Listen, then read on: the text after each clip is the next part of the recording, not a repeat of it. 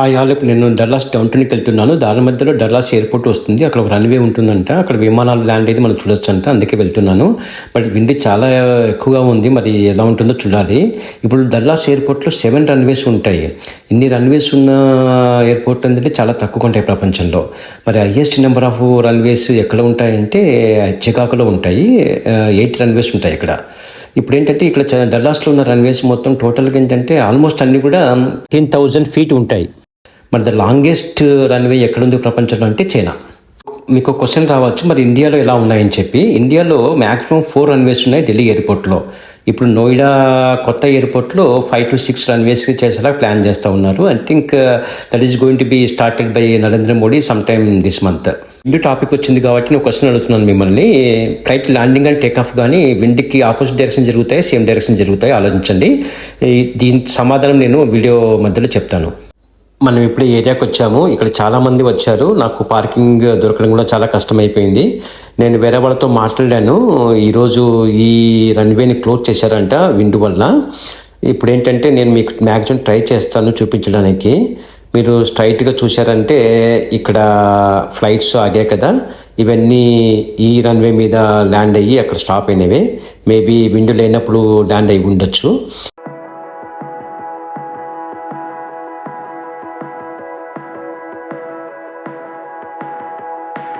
నేనైతే చాలా డిసప్పాయింట్ అయ్యాను. Let's go to Dallas down town now.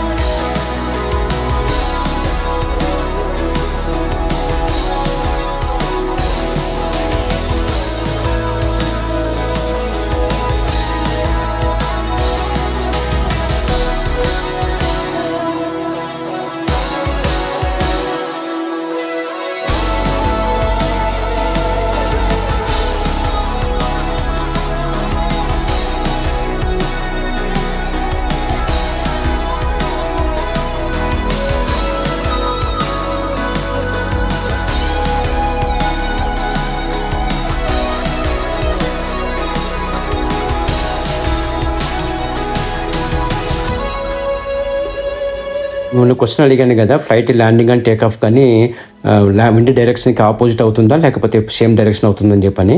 Answer వచ్చేసి ఆపోజిట్ డైరెక్షన్. ఎందుకంటే ఆపోజిట్ డైరెక్షన్లో టేక్ ఆఫ్ కానీ ల్యాండింగ్ కానీ జరిగినట్లయితే అప్పుడు పైలట్కి కంట్రోల్ ఉంటుంది. ఎందుకంటే గ్రౌండ్ స్పీడ్ చాలా తక్కువగా ఉంటుంది, రిస్క్ తక్కువ.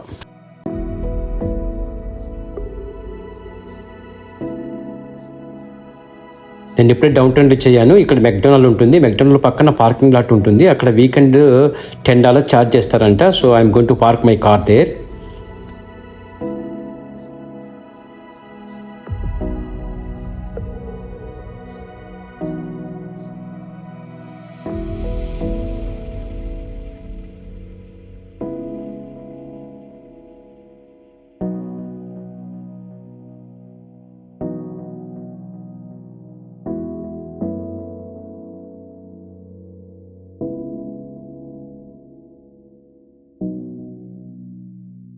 ఇక్కడ దగ్గరలో AT&T బిల్డింగ్ ఉంటుందంట. అక్కడ చాలా బాగుంటుందంట. నేను వాక్ చేస్తూ వెళ్తున్నాను అక్కడికి.